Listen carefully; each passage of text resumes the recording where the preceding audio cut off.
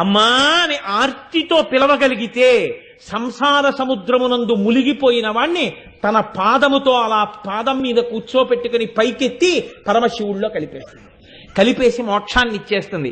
వేరొకసారి అమ్మా అని పిలవవలసిన అవసరం, వేరొకసారి వేరొకటి కడుపున పుట్టవలసిన అవసరం లేకుండా పునరావృత్తి రహిత శాశ్వత శివ సాయుధ్య స్థితిని ఇయ్యగలిగినటువంటి పరబ్రహ్మస్వరూపిణి. కాబట్టి అంతటి తల్లివమ్మ, ఇంత శక్తి ఉన్నదానివి, ఇంత శక్తిని మా యందు ఎందుకు కృప చేస్తావు? ఒక్క మాటకి అమ్మా అని పిలిస్తే చాలు. ఎందుకంత పొంగిపోతావు? నువ్వు అమ్మవు కనుక, నీకు అమ్మతనం ఉంది కనుక. అందుకే పోతన గారు పొంగిపోతే అమ్మవారికి ఇంకొక నామాలు వేయలేదు.